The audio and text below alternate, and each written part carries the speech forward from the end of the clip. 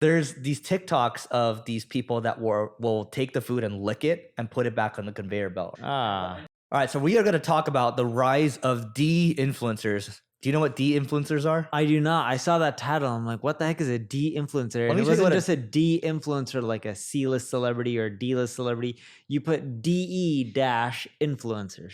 Yeah, let me explain. Let me tell you what a D-influencer is. So, a D-influencer is Wait, to clarify, is it called a D-influencer or DE-influencer?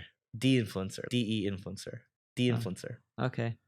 Whatever. You can anyway, point is, here's what a D-influencer is. So, here's a story. You know, in Japan, they have the sushi conveyor belts where you can just grab the sushi. Yeah, they And have so, that here in the US too.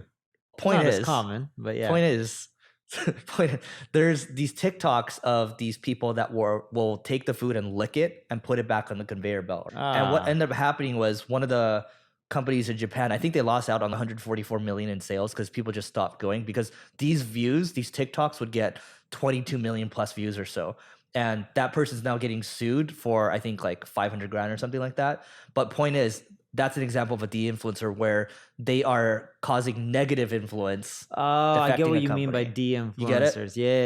And this is happening more and more now. So Yes, because if certain people start promoting your services or your products, and if that person isn't liked, it's actually going to hurt your sales and revenue. or if it's like, hey, it's just not sanitary to go to these sushi spots anymore, where like more and more people are doing that and licking the food, of course you're going to lose sales, and more people are becoming aware of it. So it's a negative viral effect. And to clarify, Eric's not saying that these companies are paying these influencers. It's No. more so people are just going to these businesses, looking at their service or their products or whatever, and showcasing videos and doing things that a lot of people wouldn't like, which is causing sales for those businesses to go down. So now they're suing those influencers. Yeah, so you're seeing more and more of it, but the way I look at it is, if you're going to do anything at all and try to gain fame, you might as well do the right thing.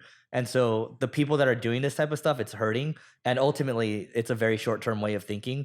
Now, how do we defend against this? I don't necessarily have an answer right now. I don't think there's a way to defend against it. People can do whatever they want with your products or services if they give you money, unless you catch it in advance. But even then, it's still tough.